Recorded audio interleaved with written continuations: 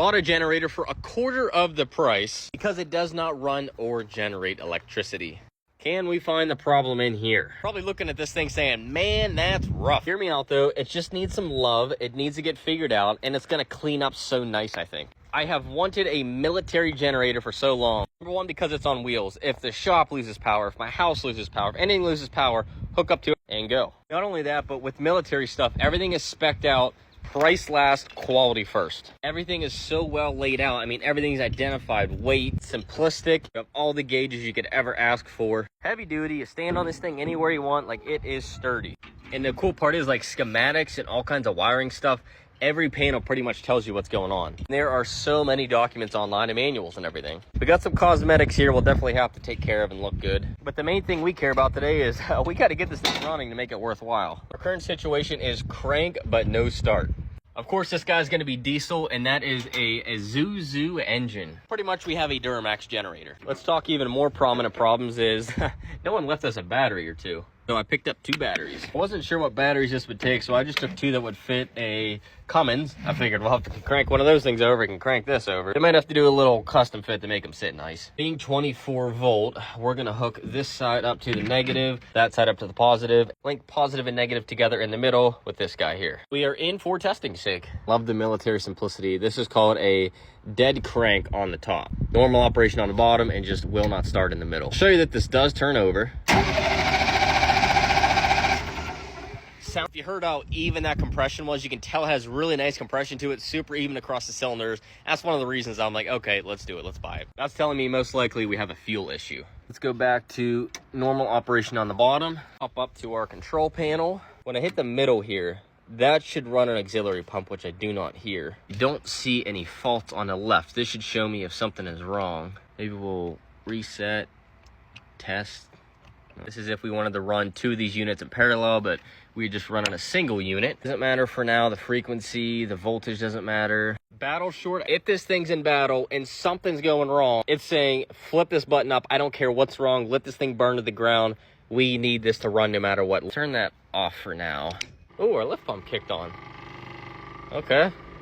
Let's try and crank. There's no way. There's no way this is going to work that easy. If you tell me it's because that switch was in the wrong position, I don't know what to say. Hold on, guys. Oh. Okay. Hold on. Let's try it again. Let it prime.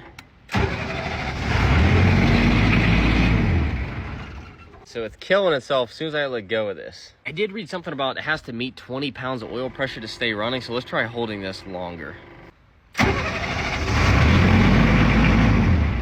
It made it, but then it fell back down on its face. We do have a light here. We have over voltage, engine shutdown. I wonder what that entails. I think we got a wiring gremlin here. Let's watch our gauge this time as I crank it. Remember, we want to be right around like 24 volts.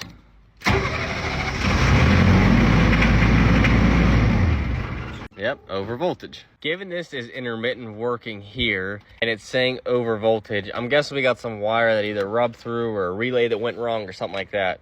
So let's crack this open and see what's behind door number 1. Don't know what over speed reset is, but I hit that just to reset whatever I just reset. Let's try it now. Nothing. Battery charger fuse. See, I can never tell if those are good or not. Yeah, after I just got done saying how simplistic they are. Now, this part isn't exactly simplistic because they're all white and all the same. But let's do the basics first. Let's check for any rubs, breaks, anything like that in some of the wires. Even just some corrosion. This being intermittent, the starting here makes me think, and with the clicking, we should go troubleshoot where this goes. Okay, moving some parts around. This wire just fell out of here. And now our lift pump's stuck on constantly. Don't know if that was good or bad. Let's see. Change nothing. For now, I just have these guys tied together just to simplify this. I don't have the right connections. I'll have to get those. My guess is this is some other type of oil pressure sensor. We just figured out these wires here are what was causing the intermittent crank because I play with them and it starts consistently. Everything off of here and get it cleaned up. That definitely was not in any good condition. Those guys are looking a lot better. Let's get this all back on there. Let's verify we fixed that. So it's working every time now. That's good. Now Jess is gonna crank that, and you have to hold it for it to stay run. What I'm gonna do is probe off the alternator just to make sure that this alternator isn't a problem making extra voltage. We wanna see, I'm guessing around 24 to 20, probably 26. I'd say we probably wanna see 26 volts off the back of this guy. Made 28 volts off the back of this. Now, I would think that's close enough because your 24 volt system, that's within an acceptable range. Into the sea of wiring, I did start dusting stuff off, and we have an over-under voltage relay. Not saying that's a problem, but something to think about and figure out how to troubleshoot that. I do need to figure out, though, is this for the generator or the engine? Because it just hit me. We're working with two electrical systems here. Someone added this. This was not on here originally. And I question if this is an issue. So let's shut all these off. See if that makes any difference. I have to figure out what the heck this all means, because that is just foreign to me. We have our leads, L1, L3, L2, which correlate under here to leads of L1, L2, and L3. Because this guy can actually do single or three-phase. Breaker's off. Let's try this again. Yep, same deal. As soon as you let go, she's done. Over voltage didn't show. Hold on, let me try it with holding the start a little longer till we get to 20 psi. Keep an eye over here for the faults. Hey, I thought we fixed that issue. Maybe we should have to restart.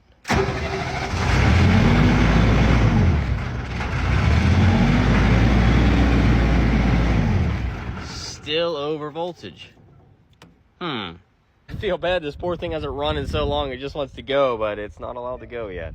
Cool part about these things being so common, there's so many people that have them, and one person was saying online to go ahead, just keep playing with all these wires. And I do see we have a new wire going here, so just loosen and tighten, hopefully the brake corrosion. We'll see if that helps. Hold on a second, I'm looking at this. This piece I thought was supposed to go there. It goes up top, and look at it.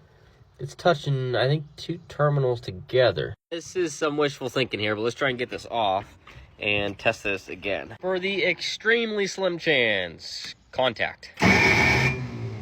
Oh, hold on, starter didn't like that one. I keep forgetting you have to hold this till it hits 20 pounds or it gets mad at you. Ah, man, too good to be true again. Back to the sea of wires. We loosened and tightened all these connections. Let's see if that happened to do anything. Prime and run. Well, now we don't even want to start. What the heck's going on here? We're heading the wrong direction, guys. Acting like it's out of fuel, but we have 3/4 of a tank, so it says, right? The lift pump running. We're gonna crack this bleeder because now we're in my wheelhouse. Now I know about, I can deal with fuel. Yeah, we got pressure there. A little bit of air. A little bit more. Let it get out of there. Okay, let's try that. Lift pump came off, I think because it has a pressure regulator. It knows when to go off. Let's see what happens now.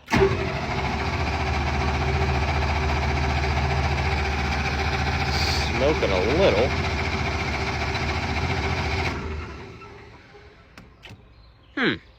So now we got no fuel coming out of here.